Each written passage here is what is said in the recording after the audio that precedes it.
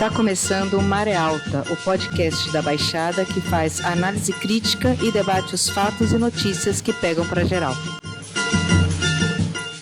Coração do mar é terra que ninguém conhece, permanece ao largo e contém o próprio mundo como hospedeiro. Tem por nome Se Eu Tivesse um Amor. Bom dia, boa tarde, boa noite. Está no ar mais um programa Maré Alta. Eu sou Patrícia Camargo, produtora cultural e cervejeira. Hoje é dia 10 de março de 2021. Recorde após recorde, o Brasil beira 2.000 mortes pela Covid em um dia. Gente, estamos falando de 2.000 pessoas, de 2.000 famílias destroçadas. Isso considerando que esse número está correto e o que sabemos provavelmente não está. O número divulgado ontem foi 1.954 e só não chegou nos 2.000 porque o estado de Goiás não atualizou seus números de mortos ontem. Nós já estamos sendo considerados pelos cientistas uma ameaça global.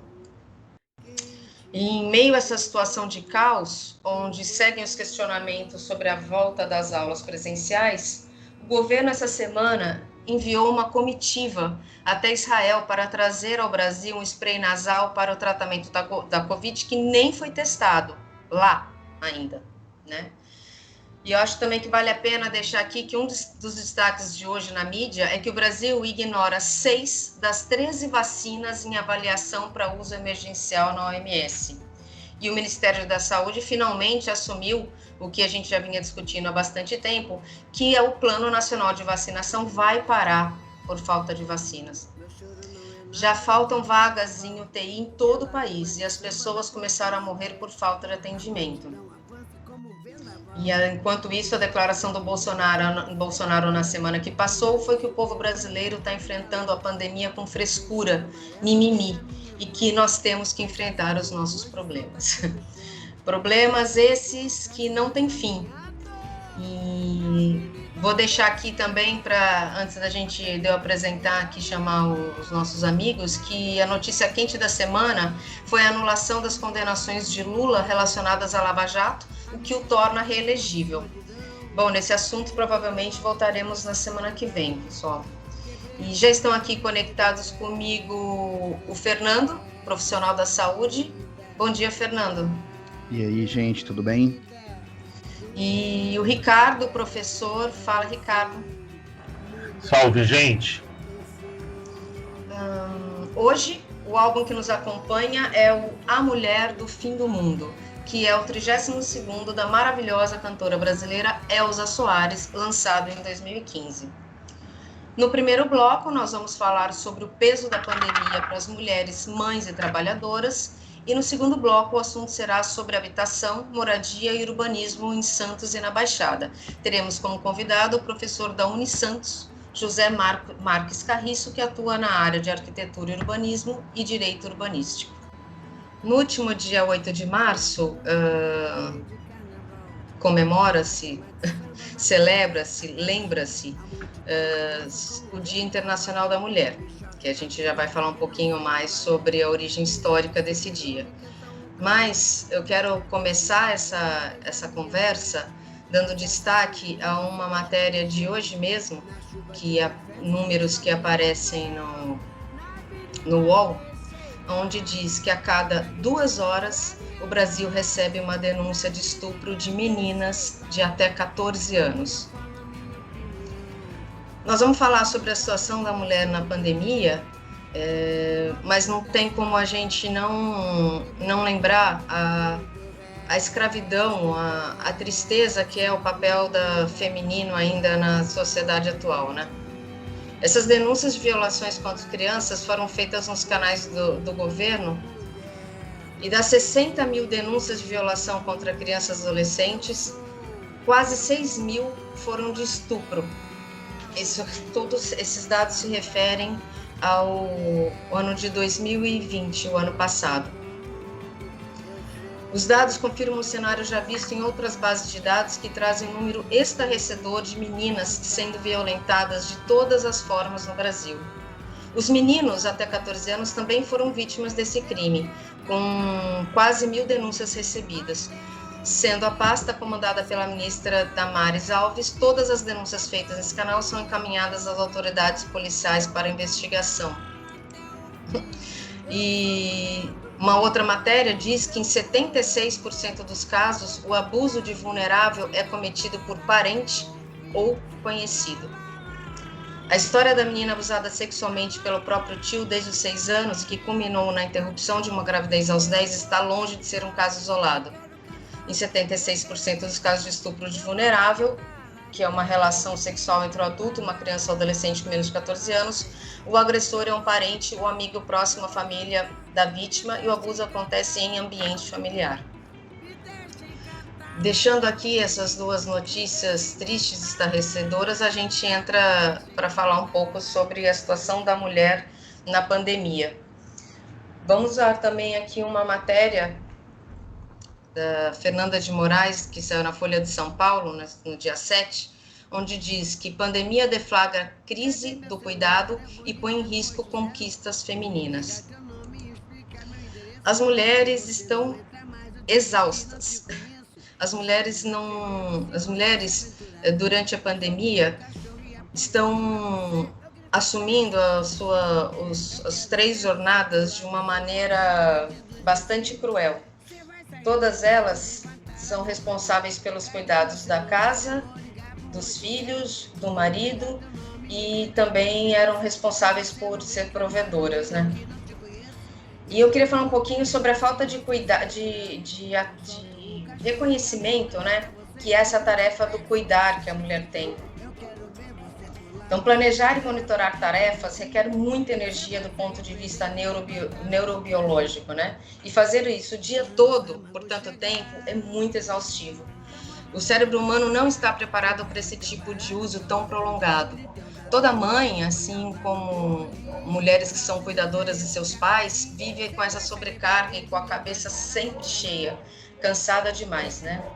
As mulheres recebem essa tarefa do cuidado desde que nascem. E desde sempre. A gente teve algumas tentativas de sucesso, mas essa tarefa de cuidado não é reconhecida e ela é essencial para a sociedade, né? O ser humano precisa de cuidados ao nascer e até poder ser encaminhado ao mercado de trabalho e, portanto, teoricamente, se tornar independente. Depois, o ser humano precisa de cuidados durante o envelhecimento, até a morte.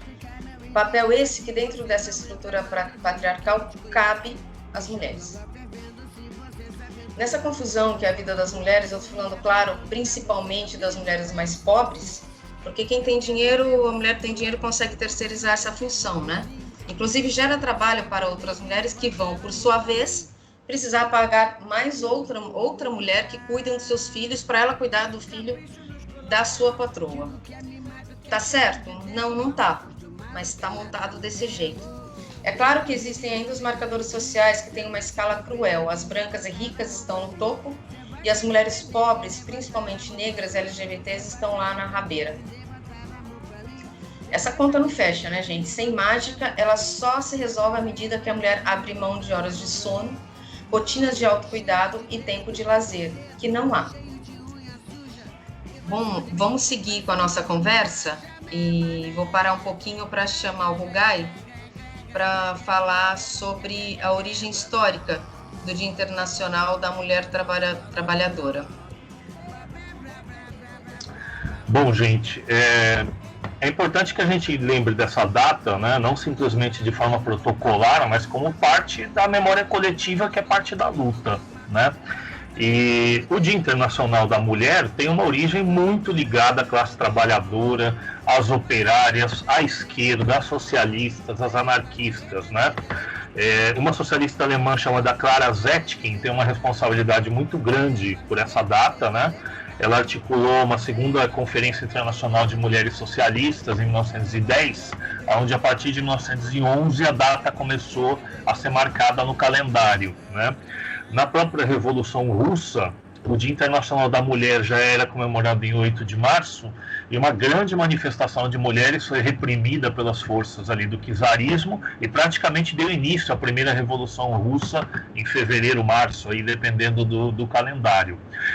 Porém, desde a origem das primeiras lutas operárias e socialistas das mulheres, e é legal marcar isso, porque isso não nasceu hoje, isso não nasceu ontem, nós estamos falando aí de fins do século XIX, existe uma tensão entre uma ala do movimento feminista, né, mais ligada à classe trabalhadora, e uma ala do movimento feminista que pretende a sua inclusão na sociedade capitalista, que pretende enriquecer, empreender, alcançar também uma posição de privilégio, o que obviamente não mexe nas estruturas, né? Para a gente ter uma ideia, a Clara Zetkin, ela chegou a publicar um texto ainda no século XIX chamado Separação Contundente, onde ela argumenta, abre aspas, o feminismo burguês e o movimento de mulheres proletárias são movimentos sociais fundamentalmente diferentes. Isso é 1894.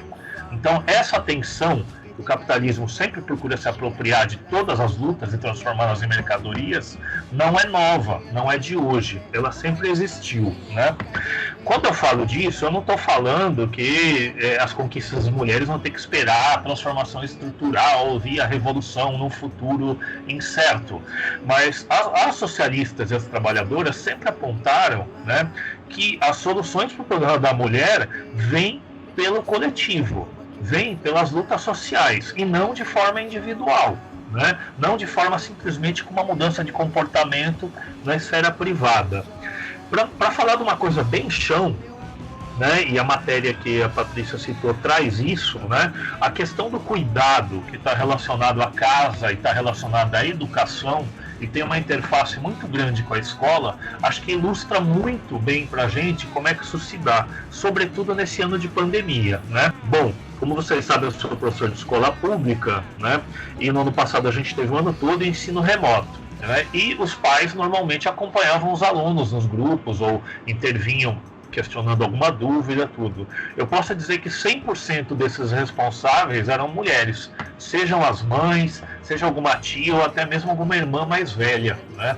Nenhum pai acompanhou nenhum dos meus alunos durante o ano, o que é uma prova evidente, lógico que é uma classe só, mas é uma amostra que eu acredito que possa ser generalizada, né? Então, essa função do cuidado, do acompanhar o aluno, que aí se soma ao trabalho doméstico, ao trabalho fora de casa, ficou mais do que evidente nesse ano de pandemia, que recaía em cima das mulheres. Vou completar aqui, para a gente, que nem eu comentei antes, o Ricardo também está dizendo, que isso está montado desse jeito, né, na nossa arquitetura patriarcal. Por onde a gente poderia começar a exigir mudanças do Estado, né? Por exemplo, a partir de 1º de janeiro, na Espanha, foi aprovada a licença maternidade e paternidade no mesmo tempo.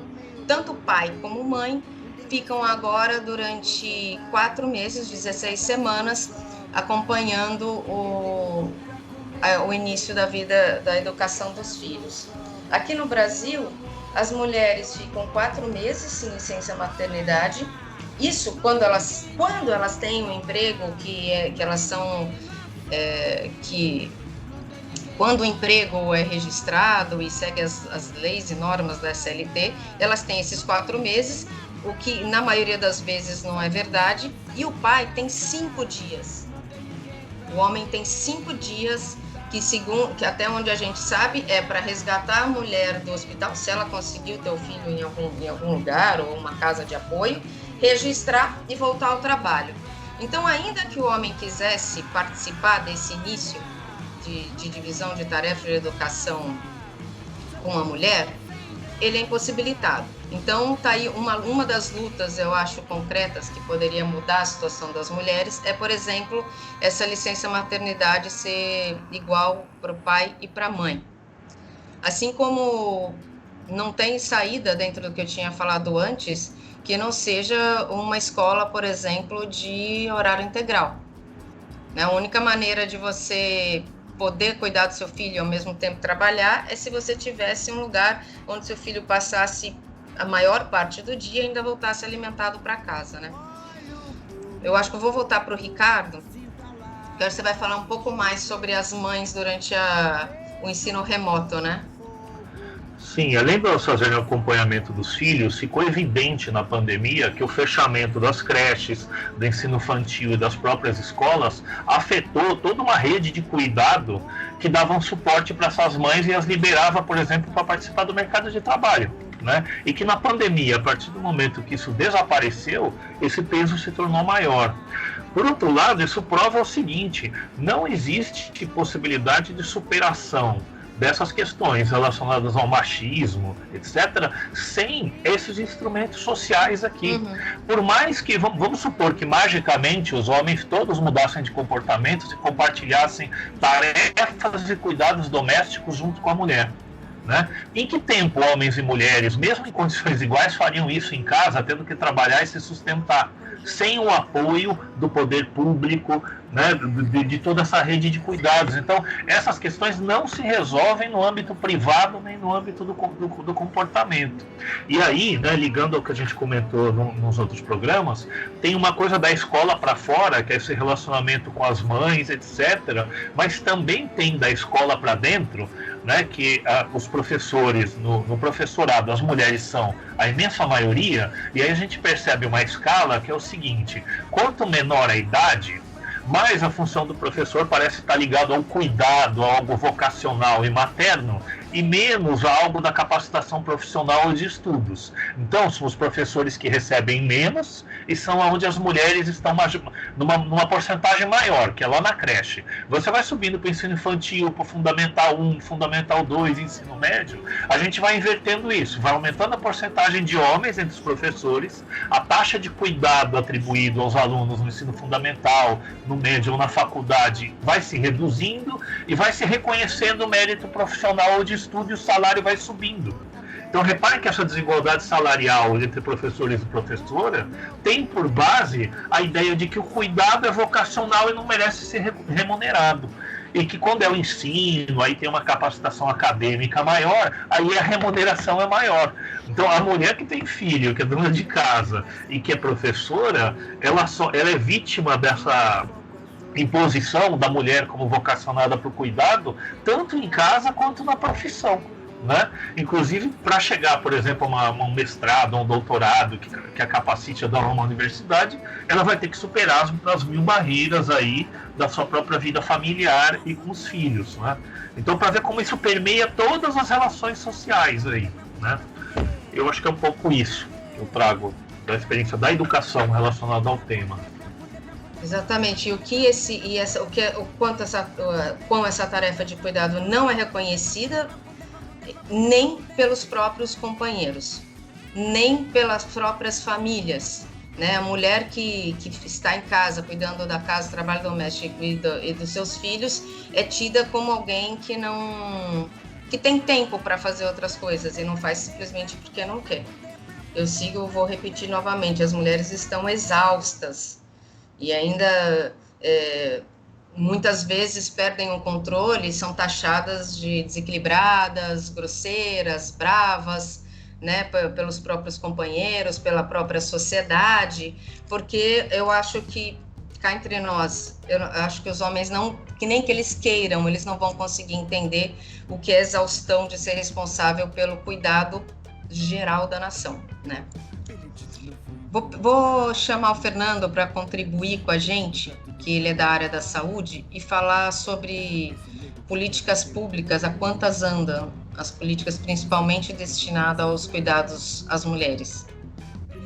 Quando o Rugai traz a ideia de que as mulheres participaram mais aí, né, nos cuidados com o acompanhamento dos filhos na educação, a gente também acaba percebendo isso na saúde.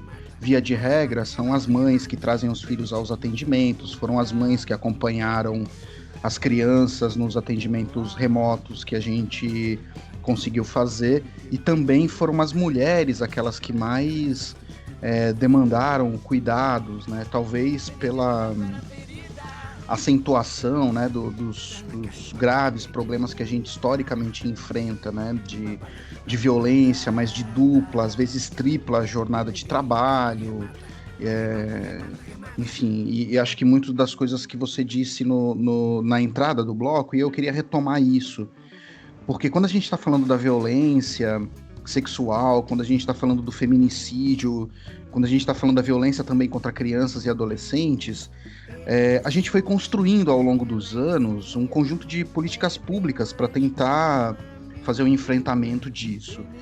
E essas políticas públicas, elas passaram desde a campanha, mas antes dela, mas sobretudo na campanha de 2018, serem atacadas. Então, quando a gente discute que não é possível mais falar sobre sexualidade no âmbito escolar, isso, na verdade, agrava a questão da violência sexual contra crianças, né?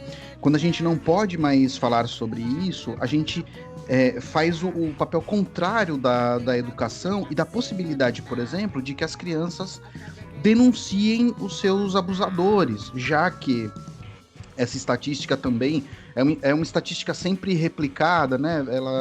Que ela se mantém. A maior parte dos abusadores são pessoas próximas, né, das próprias crianças. Eu comecei falando das crianças, mas se a gente retomar também o papel da mulher frente às questões, frente às políticas públicas, a gente vai ver que isso também esteve em ataque desde o primeiro dia do governo Bolsonaro. Ainda na cerimônia de posse, sai aquela história da mulher como bonita, recatada e do lar. Oi, gente, apenas uma breve correção. A primeira vez que apareceu Bela e Recatada do Lar foi em uma reportagem sobre a primeira-dama Marcela Temer. Depois, desde a posse, a gente ouviu isso ser repetido e se transformar em uma bandeira da ministra Damares para falar das questões femininas no país. Isso é uma afronta, né, ao papel da mulher, ao papel de luta, histórico de luta que as mulheres tiveram, né? Graças às mulheres, os homens podem discutir hoje o seu papel, a sua masculinidade. Graças à atuação política das mulheres também, a gente tem um fortalecimento de movimentos sociais, como o movimento por habitação, que a gente vai discutir daqui a pouco, é um movimento em que muitas das lideranças são mulheres, né? Assim como as oposições sindicais, assim como os movimentos de oposição à violência do Estado. Então tem uma enorme participação das mulheres. E o governo, com o seu discurso conservador, ele ataca justamente este papel de atuação política extremamente importante, né? Então, bonita, recatada e do lar. Vocês vão lembrar também de uma frase do Mourão, esse Mourão aí que alguns liberais colocam como um pouco mais moderado que o Bolsonaro e tal, mas ele sustentou um discurso também há um tempo atrás extremamente higienista e eu diria que até eugenista em alguma dimensão, porque ele vai dizer o seguinte, gente, que famílias em que não tinha um homem presente, um homem então que ocupava o papel de centralidade na organização da família, eram famílias desestruturadas e que, por consequência, essas famílias então em que a mulher ou a mãe ou a avó eram o centro, né, da organização da família, eram berços para a criminalidade. Por isso que é um discurso bastante higienista, mas, como eu falei, também eugenista, porque ele está se referindo às famílias periféricas de mulheres pretas, né? Acho que essa é uma questão importante. Então, assim, quando tem um ataque às políticas públicas mais progressistas que colocavam em discussão esse conjunto de violências, a mulher está no centro a mulher está no centro desses ataques, né? Lembra do Estatuto da Família que a gente viu ainda no governo Dilma, se não me falha a memória?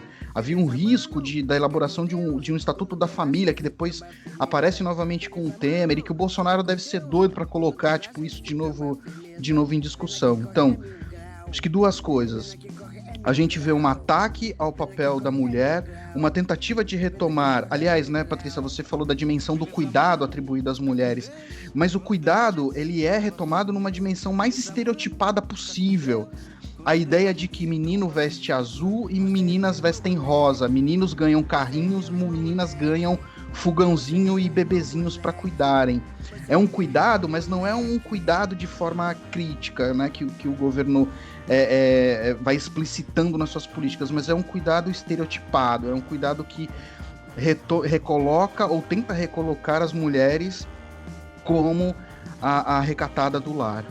Bom, a gente não tem muito tempo mais hoje para falar sobre o assunto, mas certamente teremos não um, mas muitos programas ainda para falar sobre a situação das mulheres no mundo atual. Posso só retomar uma coisa, só para Claro. finalizar mesmo? Gente, assim, acho que a gente poderia discutir muitas e muitas coisas, mas eu acho que a gente poderia também fazer o reconhecimento de algumas intelectuais brasileiras, mulheres pretas, que trouxeram contribuições importantes para a discussão feminina, e eu vou destacar uma, mas poderiam ser várias outras, como Lélia Gonzalez, mas eu vou destacar uma que tem um livro bastante interessante que a gente pode deixar como indicação, foi publicado recentemente pelo Selo Negro Edições, é a Sueli Carneiro. Esse texto se chama Racismo, Sexismo e Desigualdade no Brasil, e ele apresenta um conjunto de artigos que ela publicou nos jornais. Vamos encerrar então esse bloco, deixando aqui o nosso sincero respeito pela luta das mulheres que estão aí na linha de frente. A gente já volta daqui 30 segundos com o nosso segundo tema e o nosso convidado.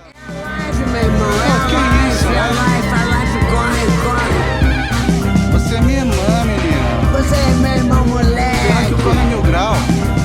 Pena que corre 1000 graus.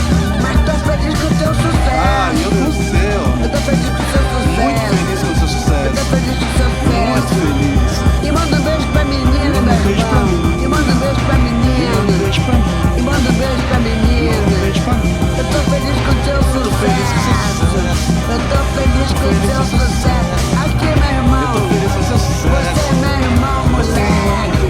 Você é meu irmão, moleque. Pô, bicho, você é meu irmão, moleque. Você é meu irmão, moleque. Olha aqui. Eu tô feliz com o seu sucesso, Pena meu que corre 1000 irmão. graus, Elzinha. Poxa, hein? Bom, estamos de volta e vamos aqui falar sobre o assunto da habitação, como anunciamos antes, tá? As constantes cortinas de fumaça disparadas por esse governo deixam escondidas pautas relevantes. Uma delas é o problema de habitação, que é nacional. E hoje vamos falar sobre essa questão aqui na Baixada, ok? Existem ocupações em toda a Baixada e tem movimentos discutindo essas questões e apoiando essas ocupações. O problema é grave. Já faz tempo que esse tema está para ser pautado aqui, e o nome do nosso podcast, inclusive, tem muito a ver com essas questões, né? A Maré Alta. E alguns amigos sugeriram esse tema recentemente. Eu quero agradecer nossas amigas, Thaís Slivitsuk, Marina Ferrari e Emily Thalita, todas elas envolvidas com a questão urbana e de moradia na Baixada Santista, que contribuíram para fazer esse programa e fizeram a ponte aqui com o nosso convidado. Nós vamos falar sobre isso com o nosso convidado, que já está aqui conosco, né, o professor José Marques Carriço. Doutor em Arquitetura e Urbanismo pela Universidade de São Paulo, ele é professor e pesquisador na Unisantos. Entre 2013 e 2016, coordenou o Grupo Técnico de Trabalho do Plano Diretor de Santos, responsável pela elaboração do atual Plano Diretor de Desenvolvimento e Expansão Urbana do município. Agora, a Prefeitura está revisando duas leis ao mesmo tempo, o Plano Diretor e a Lei de Uso e Ocupação do Solo da área insular do município de Santos. A gente sabe que há vários instrumentos que, de uma forma ou de outra, remetem, né, ao planejamento de uma cidade. Contudo, quando falamos de planejamento urbano, nenhum instrumento tem maior relevância, eu acho, do que o plano diretor.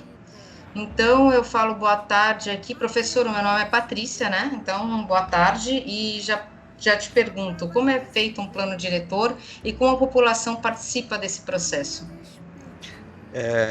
Boa tarde, Patrícia, boa tarde, galera do Maré Alta, internautas. Só uma correção, tá? Eu não sou responsável pela coordenação do grupo técnico que elaborou o atual plano diretor. Eu fui responsável pelo plano diretor 2013. Tá? Ok. O de 2018 eu já não estava mais no setor da Prefeitura de Santos, que tinha elaborado, que é o que está em revisão agora nesse momento. Olha, a importância de um plano diretor, ela está na medida da participação da população. Tem um sábio professor que estudou muito os trabalhos do Saturnino de Brito aqui na Baixada Santista, que costumava falar que o plano é a renúncia do acaso, né? Ou seja, o plano é o pensar antes de agir, né? É algo extremamente valioso quando ele de fato é implantado. Um plano, quando ele é engavetado, quando ele é desconhecido pela sociedade de modo geral, ele não tem valor nenhum. Apesar da Constituição Federal, né, ter colocado o plano diretor como o principal instrumento da política urbana, né, apesar do Estatuto da Cidade, que é a lei federal que regulamenta a Constituição nesse aspecto, ter criado uma série de dispositivos para garantir a construção democrática e participativa dos planos, não faz nenhuma diferença se o plano for aprovado e ele for esquecido, né? Até porque a maior parte dos planos, eles são regulamentados posteriormente por outras leis que vão tratar de políticas setoriais, inclusive de habitação, que é o tema do programa, né? E muitas vezes essas leis, elas vão de encontro com o que o plano estabelece como diretriz, né? Então a população precisa ter um acompanhamento sistemático, né, do processo de planejamento. O planejamento não é um momento de você elaborar o plano, o planejamento é um processo, tanto para a elaboração como no pós-elaboração, né, para que seja garantida a efetivação das diretrizes do plano, né? Então, isso eu vejo como uma questão essencial e estratégica, e que, infelizmente, na maior parte das vezes é desprezada pelas administrações municipais, ou porque há despreparo, né, gerencial, ou às vezes despreparo do corpo técnico, ou porque há desinteresse político mesmo em que o que está escrito no plano vire realidade, né? Então é fundamental que as pessoas tenham envolvimento com esse processo de elaboração e monitorem a implantação do plano diretor. De que forma que elas podem participar desse processo, professor? Olha, a mecânica da participação varia de município para município, porque o Estatuto da Cidade, ele dá as normas básicas de participação, mas ele não detalha. Então, cada município, no próprio plano diretor, deve estabelecer a mecânica de participação. Vou dar um exemplo. No caso de Santos, além de se mencionar as audiências públicas, oficinas, divulgação dos documentos na internet, enfim, as formas, vamos dizer assim, mais conhecidas de participação, ele prevê instâncias de monitoramento do plano, né? Ele prevê, por exemplo, que seja montado um sistema para monitorar a evolução das políticas sociais que estão previstas no plano, para que o munícipe possa cotejar, né, possa comparar anos depois, né? Lembrando que o Estatuto da Cidade estabelece que a revisão do plano deve ser de 10 em 10 anos, né? Anos depois, se aquela diretriz está de fato no caminho certo ou não. E se não estiver, a sociedade pressionar o governo municipal para corrigir rumos. É para isso que serve o monitoramento do plano. Só que essa parte, ela raramente funciona nos municípios brasileiros. Somente em alguns municípios onde há uma tradição muito grande de democratização do processo de planejamento é que efetivamente há esse tipo de acompanhamento. Aqui na Baixada Santista, por exemplo, infelizmente eu não conheço nenhum município que trate essa temática do acompanhamento do plano com o mesmo carinho que trata a fase de elaboração, né?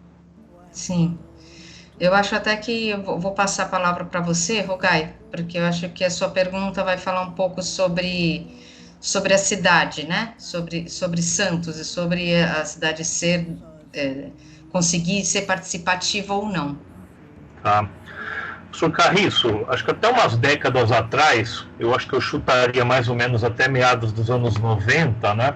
A cidade de Santos tinha uma imagem de ser uma cidade combativa, tinha uma tradição de luta sindical e popular, né? Lá no início do século tinha presença anarquista, sindicalista, foi chamada de Barcelona brasileira. Depois, com a presença do PCB, foi chamada de Cidade Vermelha, Moscouzinha. Nos anos 80, 90, a gente teve 2 mandatos do PT, num período em que o partido tinha um perfil bastante diferente de hoje, né? Muito mais vinculado às lutas populares, né? A cidade tinha sempre uma vida cultural pulsante, até de vanguarda nas artes, né? De uns tempos para cá, parece que a cidade mudou muito, né? A cidade parece que se elitizou, se tornou mais cara, né? A gente vê as torres que subiram, a gente vê uma presença muito grande de alguns grupos de construtoras, e até politicamente parece que isso se refletiu num certo endireitamento da cidade, né? Como é que você observa essa mudança? Qual a relação que você enxerga da nova configuração urbana de Santos com essa mudança de perfil da cidade? Em que momento que isso aconteceu? Se é que teve um momento específico em que isso possa ter se acelerado? Olha, Rugai, eu não sou cientista político, nem sociólogo, né? Eu sou urbanista, mas eu tenho aqui as minhas teses, né? As minhas explicações, né? Tanto no campo local como no campo mais da macroeconomia, das relações produtivas e sociais, tanto no Brasil como em termos globais. Em primeiro lugar, há um processo há várias décadas, né, que foi identificado já no censo de 1980, de migração intensa do polo regional, que é Santos, em direção a outros municípios da Baixada. O principal vetor dessa migração atualmente é Praia Grande, né? E Santos, se você for pegar esses dados censitários, não cresce demograficamente desde então, enquanto esses municípios, principalmente nesse vetor São Vicente e Praia Grande, têm crescido aceleradamente em termos de população. Aí vários estudiosos foram se debruçar sobre esse fato e destrinchar esse fenômeno, e descobriram o seguinte, que na verdade o que estava acontecendo é que havia uma seleção social da população de Santos, de forma que os mais idosos permaneciam morando na cidade, e todos sabem que os mais idosos têm mais renda que os mais jovens, né? E os mais jovens, por não conseguir bancar o custo da moradia, seja de aluguel ou seja na aquisição de imóveis, tinham 2 opções. Se eles fossem de baixa renda, eles iam continuar morando nas comunidades da própria cidade ou dos municípios vizinhos a Santos.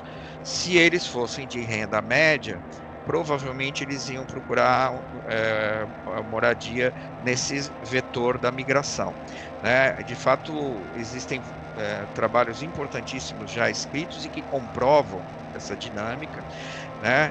E eu acho que esse esvaziamento de Santos dos mais jovens tornou a cidade excessivamente conservadora, porque inegavelmente a população mais idosa tende a ser mais conservadora, né? Há exceções, evidentemente, mas no geral tende a ser mais conservadora. No campo das mudanças mais gerais, né, eu acho que houve uma transformação radical na sociedade, principalmente com a crise do capitalismo a partir dos anos 80, né, que provocou uma reação do Império Americano e todo o processo de globalização altamente injusta que a gente tem, né, que afetou a economia, que resultou na financiarização das relações econômicas e que desmontou o arcabouço do movimento sindical no mundo inteiro, né? Quem não viu, eu recomendo que assistam o filme do Ken Loach, Você Não Estava Mais Aqui, que é maravilhoso e que ele desmonta, né, todo esse processo e evidencia o processo que eu estou falando, que é o que a gente chama de uberização, né? Enfim, que é a precarização do trabalho, do surgimento daquele trabalhador que não tem uma organização sindical, né? E, por outro lado, houve, sim, um envelhecimento dessas instâncias de representação do trabalhador também, que muitas com práticas, né, horrorosas, práticas extremamente distorcidas, que contribuiu para o discurso neoliberal contra o movimento sindical.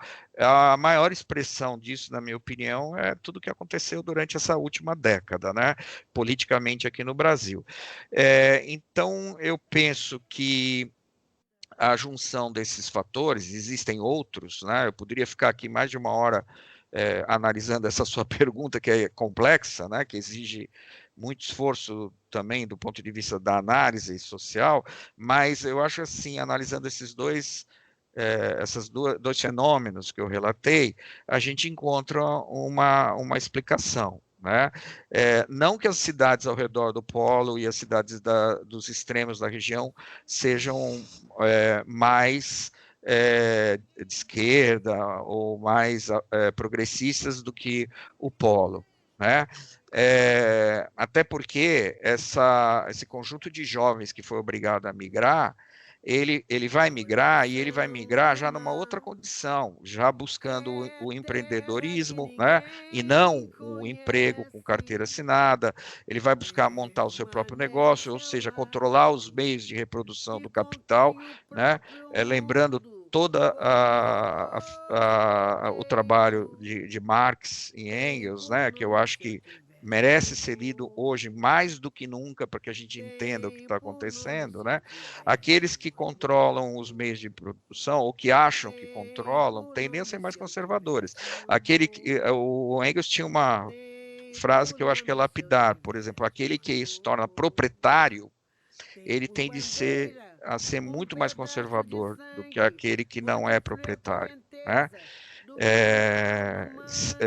Seja qual o tipo de propriedade for. Enfim, são questões que eu acho que, de certa forma, ajudam a explicar o quadro político que a gente tem na região. Eu acho que aproveitando essa fala, Santos também se tornou um polo universitário, né? A gente tem hoje várias universidades, temos a Unifesp, a universidade pública, e que está localizada numa área ali próxima ao mercado, né, que sempre foi também uma área, enfim, com graves problemas de habitação. Eu estou lembrando disso, na verdade, eu participei de uma audiência pública em 2019, se não me falha a memória, junto com alguns companheiros e companheiras, né, que era justamente discutindo as zonas de interesse social. E aí, aproveitando, né, essa sua fala, linkando o conservadorismo com os processos, né, de exploração do trabalho, gostaria de falar um pouco deste tema, assim, já que a gente tem um déficit enorme assim, de habitação na Baixada, ao mesmo tempo a gente tem áreas de interesse social que são voltadas para os terminais de containers, por exemplo, né? Essas zonas, elas poderiam ser utilizadas para a construção de habitação popular e isso impactaria nesse déficit, não? Olha, assim, na verdade, eu sou aposentado da prefeitura, né? Me aposentei no ano passado e um dos trabalhos mais bacanas que eu fiz na prefeitura foi por volta de 2016, quando a gente pegou algumas pesquisas de campo que a gente tinha feito nos anos anteriores e comparou com alguns dados que a gente tinha, mais antigos, que a gente encontrou lá na Secretaria de Desenvolvimento Urbano, na SEDURB, né?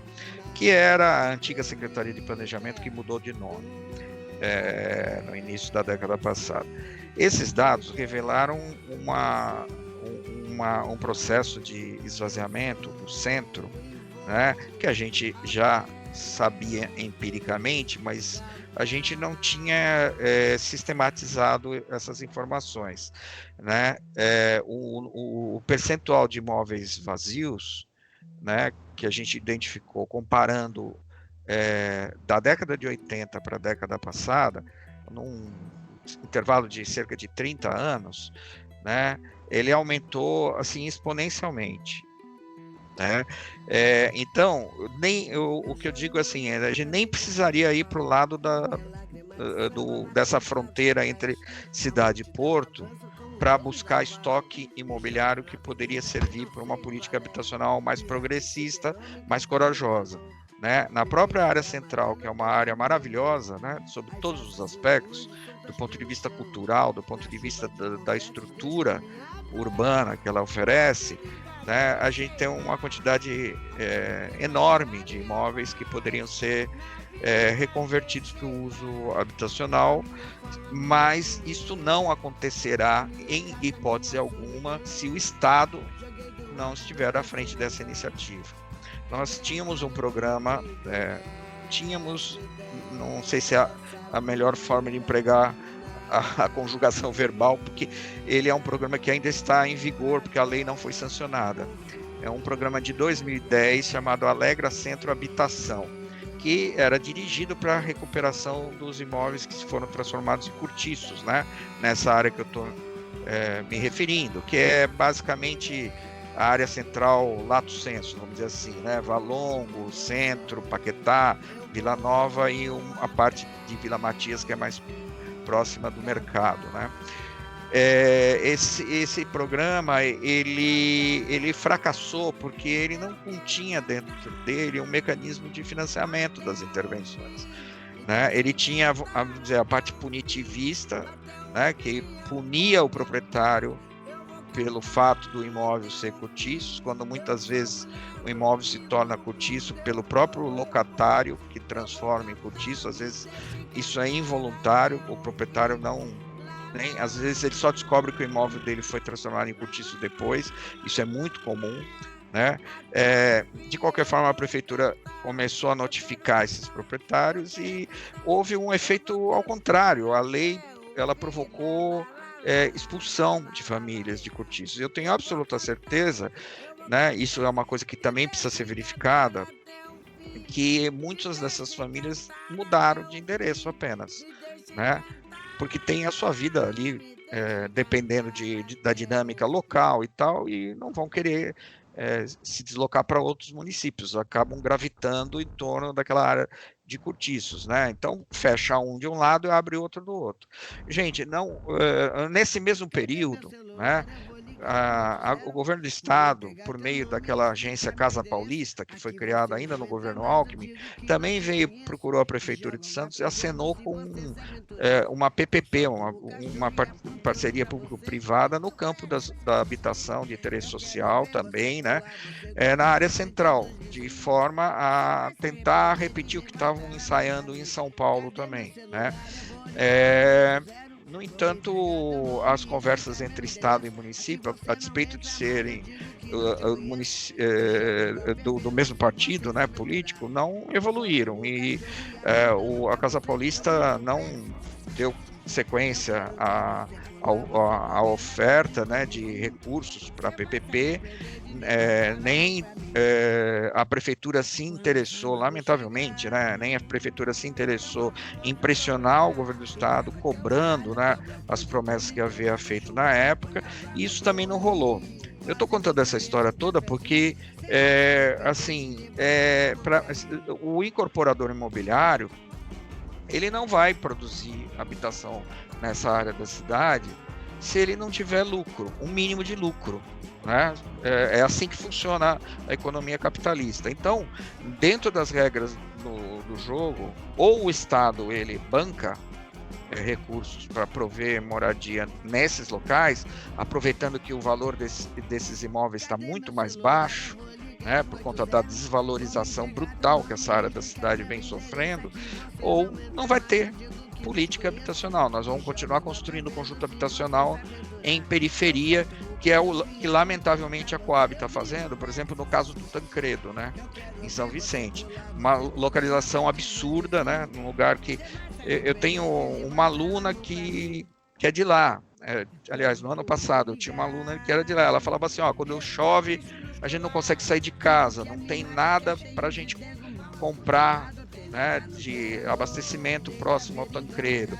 Para o trabalho você tem que pegar condução, gasta uma fortuna, porque é tudo longe, né? As áreas de emprego na ilha de São Vicente estão todas longe. Quer dizer, é uma lógica essa absurda, você está entendendo? Na minha opinião, você tem que produzir moradia onde tem centralidade, onde tem postos de trabalho e onde tem infraestrutura, né? Como é o caso do centro, da área central de Santos, que, aliás, vai receber a segunda etapa do VLT em menos de 2 anos. As obras já começaram, estão acontecendo, né? Então, ou a prefeitura pega no tranco, mas ela sozinha também não vai conseguir resolver, né? Porque precisa fazer acordar o governo do estado e o governo federal, que são 2 esferas que estão conflagradas, vamos dizer assim, né? Cujos líderes máximos pensam em qualquer coisa menos em política social, né? Enfim, tá dureza, né, de encarar a realidade.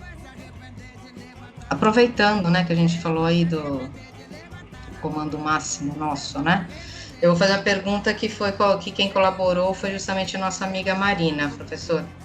No plano de governo de Jair Bolsonaro, registrado no TSE, na página 32 do PowerPoint, há especificamente a menção a tipificar como terrorismo as invasões de propriedades rurais e urbanas no território brasileiro e retirar da Constituição qualquer relativização da propriedade privada, como exemplo das restrições da EC 81.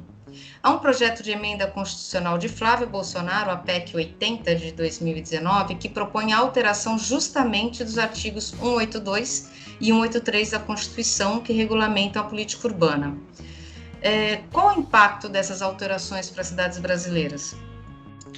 Olha, está havendo um cerco contra a baixa renda, né? Um cerco na pior acepção do termo, né? Infelizmente, eu não disponho de um dado mais recente, mas eu lembro de um dado do início da década de 2000, né? Do projeto Moradia, né? Que foi usado pelo Partido dos Trabalhadores na primeira eleição do Lula, e que resultou na criação do Ministério das Cidades, de que o mercado imobiliário do Brasil, em média, atendia 15% da população, né? Depois tem uma tese de doutorado de um grande professor, atualmente na Faculdade de Arquitetura e Urbanismo de São Paulo, o João Pires Meyer, que também analisou esses dados para o caso de Santos, né? E esse percentual não é muito diferente dessa média do início da década de 2000. Bom, então, gente, vamos parar de brincar, né? Se só 15% das famílias têm acesso ao mercado imobiliário, as outras 85% têm que se virar de alguma forma. Ou vão morar de favor, né? Às vezes coabitando com a sogra, o sogro, ou vão se sujeitar a aluguéis que muitas vezes são escoxantes e não conseguem se manter, ou vão para ocupar áreas, né, de interesse ambiental, onde o mercado não produz, né?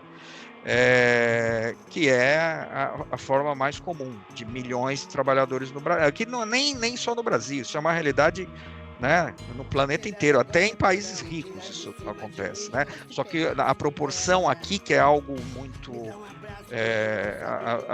terrível, né, gente? É uma proporção muito grande.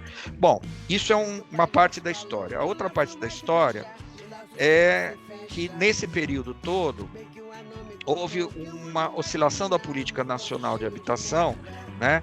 Se por um lado, no início do governo Lula, a gente teve uma política extremamente progressista que colocou a questão urbana no centro da política habitacional, a partir das denúncias do Mensalão e da crise do subprime americano no final da década de 2000, a reação do governo federal foi criar políticas anticíclicas que enfrentassem, inclusive, a questão do emprego, e surgiu Minha Casa Minha Vida, que era um programa com uma concepção também voltada para o lado empresarial da produção, da habitação, né? Que gerou uma produção gigantesca, maior do que o BNH mesmo, né? De mais de 5 milhões de unidades, mas que teve essa crítica assim, generalizada por vários estudiosos do assunto, que pelo fato de estar remunerando os construtores por um valor determinado, e o construtor ter que ter uma margem, acabava tornando atrativo para o construtor produzir em periferia, onde o custo da terra é mais baixo e ele consegue garantir uma margem maior. Foi o que aconteceu aqui na Baixada. Os primeiros grandes empreendimentos do Minha Casa Minha Vida foram em Peruíbe. Teve uma construtora do Minha Casa em Peruíbe que produziu tanto em Peruíbe, a Peruíbe e Itanhaém, que produziu tanto nesses municípios que eles se mudaram para São Paulo. Virou uma construtora de um porte maior em São Paulo, tanto que ganharam dinheiro com Minha Casa Minha Vida. E pouco produziram na área central. Isso eu estou falando para baixa renda, a faixa 1 do Minha Casa Minha Vida. Bom, depois veio o golpe de 2016, todo aquele desmonte do Estado Nacional, e desde 2016, muitos projetos que estavam em andamento paralisaram, e nenhum outro projeto com uma única exceção, pelo que eu me recordo, nenhum outro contrato para baixa renda foi assinado mais no Brasil, desde 2016. Isso é bom que se saiba. Por exemplo, aqui em Santos estão se construindo unidades do Minha Casa Minha Vida, no Estradão, ali no bairro da Areia Branca, onde tem a passarela do samba, pela Trisul, mas não é para faixa 1, é financiamento, é para uma faixa média, classe média baixa e tal. Então, a baixa renda, além de não ter entrada no mercado, perdeu a política habitacional. E qual que é o terceiro elemento? O terceiro elemento começa a se agravar agora. Por exemplo, recentemente teve uma resolução da Secretaria do Meio Ambiente que piora as punições para ocupação em áreas de proteção ambiental, inclusive para famílias que desmatarem e construírem seu barraco lá no meio do mato, que é uma alternativa que lamentavelmente também é utilizada. Se antes, e eu acho que é totalmente inconstitucional essa resolução, mas se antes o agente público tinha que notificar e ia parar na justiça, e o juiz que decidia se o agente público podia demolir ou não a ocupação, essa resolução do governo Dória, ela permite que a polícia ambiental faça demolição de ofício, sem aguardar ordem judicial. Então, por isso que eu digo que está se fechando o cerco. E por outro lado, há toda uma construção de um discurso que é também em nível brasileiro contra a população de rua, que estigmatiza cada vez mais a população de rua, que só faz aumentar em função da desgraça que está a economia nacional. Então, veja bem, o sujeito não tem financiamento, não tem política habitacional, se ele construir no meio do mato, vem a polícia e vai demolir a casa dele, ele vai morar onde? Na rua. Na rua, ele, por exemplo, debaixo do viaduto, nem isso ele pode mais, porque estão colocando pedra debaixo do viaduto, Então, me digam, o que vão fazer dos milhões de brasileiros que não têm onde morar? Vão botar no forno de gás, como fizeram na Segunda Guerra, para eliminar o problema? Porque me parece que é essa a solução final, como diziam os alemães na época, Quer dizer, nós estamos vivendo um momento que é trágico. Eu não costumo ser uma pessoa pessimista, mas eu procuro fazer uma leitura do processo. E o processo é que cada vez está sobrando menos alternativa para a população de baixa renda. Tem uma outra alternativa que eu não mencionei, é o seguinte, é que o quinto, sexto setor, não sei como é que chama, aquele setor dos manos, virou também um setor de produção imobiliária, até aqui na Baixada. Isso é preciso que se saiba, Então, assim, eles estão empreendendo e também estão vendo nesse desespero da população de baixa renda por habitação, uma possibilidade de ganho, né? Então tem muita ocupação surgindo e não é uma coisa tão recente assim, já faz alguns anos que se observa. Por exemplo, no Morro de Santos a gente sabe que tem casos assim, né? Só não enxerga quem não vê, né? Que o tráfico está produzindo moradia para extrair lucro em cima de famílias de baixa renda, né?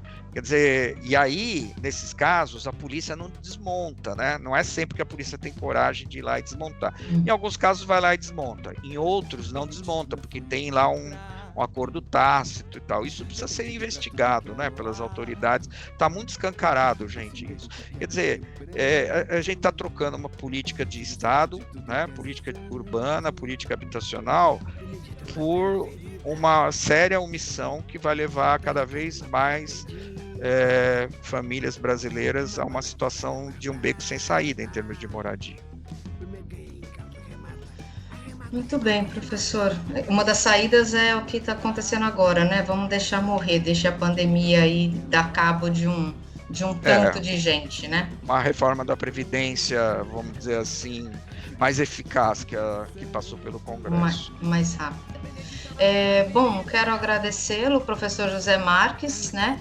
Foi rápido, mas foi bastante importante aqui para o nosso programa, a sua participação. Queria saber se o senhor quer colocar mais alguma coisa, fica à vontade. Olha, eu queria colocar assim, me despedindo, né, de todas e todos, né, agradecendo a oportunidade de conversar sobre esse assunto que é de vital importância para todos nós, para também não deixar uma mensagem inteiramente pessimista, porque eu acho que a gente não pode dar de barato o que está acontecendo, né? Evidentemente que existem formas da gente reagir, da gente se organizar e lutar contra isso. Eu acho que a gente tem que buscar essas formas, né? Aliás, esse espaço aqui é muito importante nesse sentido, né? Então eu gostaria de agradecer muitíssimo a oportunidade. Eu que agradeço mais uma vez. Se tivermos uma outra oportunidade, com certeza vamos convidá-lo novamente. Muito obrigada. Obrigado. Um grande abraço, pessoal. Outra grande. Fechamos esse bloco e agora o esculacho do Plínio Marcos. Vai pra puta que te pariu, buscar o resto do exército, que aqui vai ter espetáculo. Eu nunca fiz nada pra agradar as pessoas. Porque nossa caixa deve ser porque todo mundo mete a mão, né? Não vou te dar uma porrada porque tu é doente, mas vou espalhar pra todo mundo que tu sarou. Já que a voz do injustiçado não é ouvida, eles têm direito à cólera, à ira. Chegou a hora do esculacho do Plínio Marcos, dramaturgo, palhaço e polêmico. Em quem que o Plínio daria um esculacho essa semana, hein, Rogai? Para mim, ele daria um esculacho no governador João Dória, que vive falando em nome da ciência, mas é aquele negacionista meia boca, de escama, né? Então o cara decreta a fase vermelha, mas mantém a igreja aglomerando aberta para não desagradar os evangélicos. Ele mantém o transporte público superlotado e até com redução na frota de ônibus que aglomera ainda mais. Ele mantém escolas abertas e mesmo diante de uma sentença que não é liminar da justiça, fica enrolando para suspender as aulas presenciais. Então que ciência é essa? Que proteção à saúde é essa do governo do estado? O esculacho vai para o seu João Dória, que está no meio do caminho e vai ser atropelado pelos dois lados. Você, Fernando? Bom, aproveitar o tema, e acho que é um assunto que aparece ainda muito pouco, mas tenho certeza que as mulheres que estão nos ouvindo e que tiveram filhos, elas vão reconhecer isso como uma coisa importante na experiência, né, da maternidade. O meu esculacho vai para violência obstétrica, que são procedimentos, coações, abuso psicológico que acontecem no momento em que a mulher procura uma instituição, então também uma violência institucional ligada ao momento do parto. O meu esculacho vai para a contratação do técnico Cuca pelo Atlético de Minas Gerais, que ainda com uma rejeição de parte da torcida, que tentou subir a hashtag Cuca não, ele foi contratado mesmo tendo sido julgado e condenado em 1987 na Suíça por ter tido relação sexual com uma menina de 13 anos. Ou seja, a gente está muito longe de avançar nesse assunto. Por hoje é só. A semana que vem estaremos aqui novamente com mais um programa Maré Alta. Obrigado a todas e todos que estiveram conosco até agora.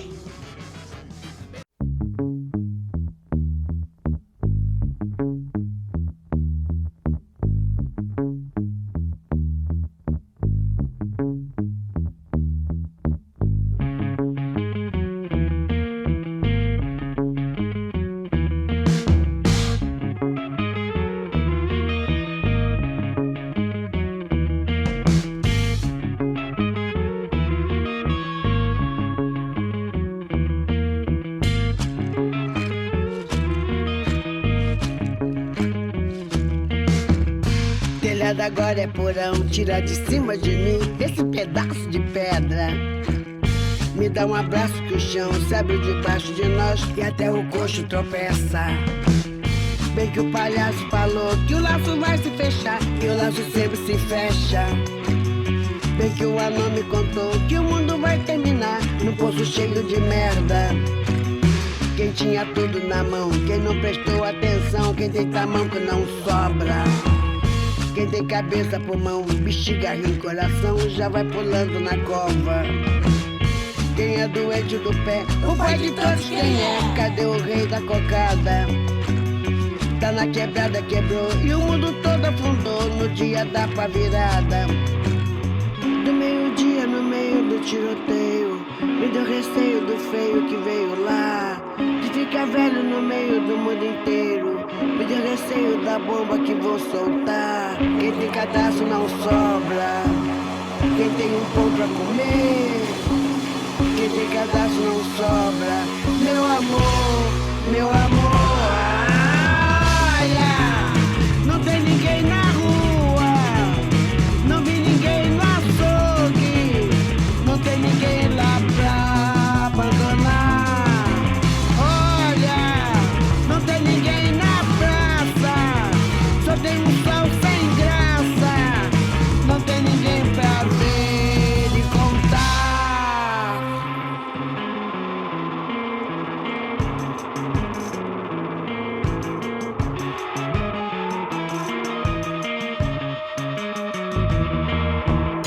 Telhado agora é porão, tira de cima de mim esse pedaço de pedra. Me dá um abraço pro chão, se abre debaixo de nós, até o coxo tropeça. Bem que o palhaço falou que o laço vai se fechar, e o laço sempre se fecha. Bem que o anão me contou que o mundo vai terminar num poço cheio de merda. Quem tinha tudo na mão, quem não prestou atenção, quem tem tamanco não sobra. Quem tem cabeça, pulmão, bexiga, rim, coração, já vai pulando na cova. Quem é doente do pé, o pai de todos quem é? Cadê o rei da cocada? Tá na quebrada, quebrou, o mundo todo afundou no dia da pá virada. No meio-dia, no meio do tiroteio, me deu receio do feio que veio lá. De ficar velho no meio do mundo inteiro, me deu receio da bomba que vou soltar. Quem tem cadastro não sobra, quem tem um pão pra comer. Quem tem cadastro não sobra, meu amor, meu amor. Olha, não tem ninguém na rua, não vi ninguém no açougue, não tem ninguém lá